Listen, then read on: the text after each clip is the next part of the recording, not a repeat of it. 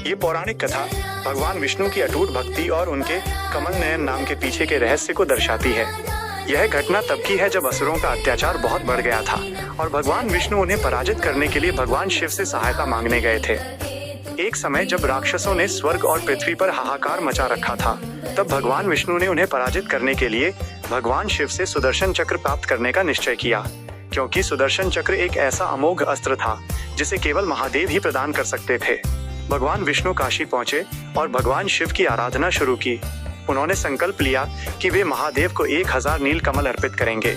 विष्णु जी एक एक करके कमल चढ़ा रहे थे और शिव सहस्त्र नाम का पाठ कर रहे थे। जब भगवान विष्णु 999 कमल चढ़ा चुके थे और अंतिम कमल चढ़ाने की बारी आई, तब महादेव ने उनकी भक्ति की परीक्षा लेने के लिए एक कमल को छुपा दिया।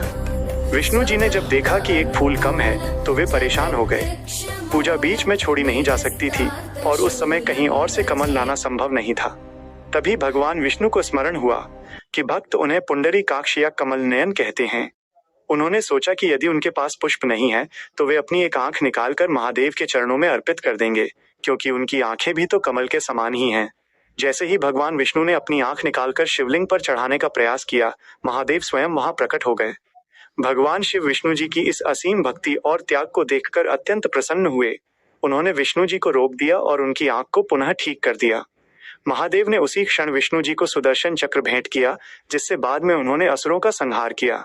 इस घटना के बाद से ही भगवान विष्णु का एक नाम कमल नयन और अधिक प्रसिद्ध हो गया। ये कथा हमें सिखाती है कि सच्ची भक्ति में समर्पण की कोई सीमा नहीं होती और जब हम अपना सब कुछ ईश्वर को सौंप देते हैं, तब ईश्वर हमें वो सब प्रदान करते हैं जिसकी हमें आवश्यकता होती है।